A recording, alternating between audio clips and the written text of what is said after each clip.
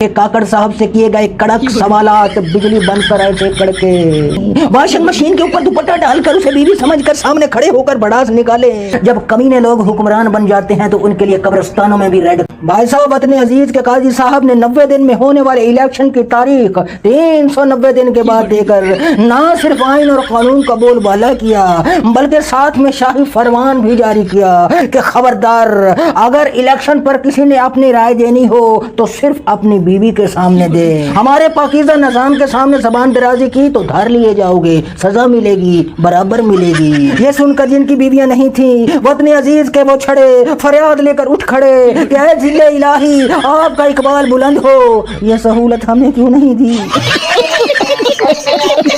अब हम किससे कहेंगे कि ये जो इलेक्शन है ड्रामा है, झूठ है, धोखा है, फरेब है, एक शख्स को इख्तिदार दिलाने का बंदोबस्त है। काश हमारी बीवी होती तो हम उसको बताते क्या है बीवी, इलेक्शन की तारीख इतनी लेट दी कि इलेक्शन का रिजल्ट आ गया। वो वोट जो कौम ने डाले ही नहीं थे वो गिने जा चुके, वजीर आजम बन गया, उसे प्रोटोकॉल भी मिल गया और प्रोटोकॉल भी ऐसा कि इस मुल्क के काजी इंसाफ की कुर्सियां छोड़कर उसे गार्ड ऑफ ऑनर पेश करते पाए गए। मगर क्या करें, किससे कहे, हमारी तो कोई बीवी नहीं, क्योंकि निजाम के सामने खड़े होने की तो औकात नहीं। वॉशिंग मशीन के ऊपर दुपट्टा डालकर उसे बीवी समझकर सामने खड़े होकर बड़ास निकाले।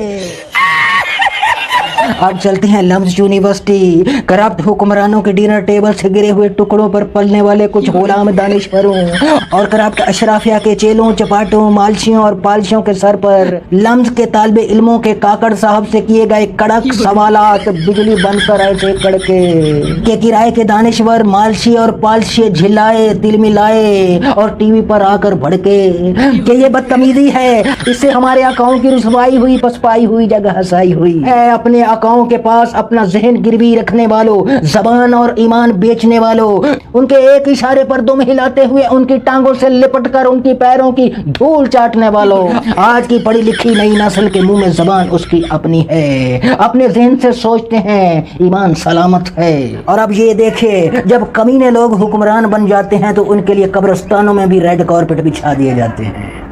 इस मुल्क में लोगों के पास कफन तक के पैसे नहीं, इनकी रौनक, तकब्बुर और घमंड देखिए, कब्रिस्तानों में भी अपना जहो जलाल दिखा रहे हैं। जब घटिया लोग आला ओहदों पर बिठाए जाते हैं तो ऐसा होता है। ये लोग रोज अपनी हरकतों से इस कौम के मुंह पर चमाटे मारते हैं, लेकिन कौम बिल्कुल बेहिस हो चुकी है। उसके पास इनके सामने खड़े होने की ना ताकत है, ना इनकी इन हरकतों का कौम के पास जवाब है।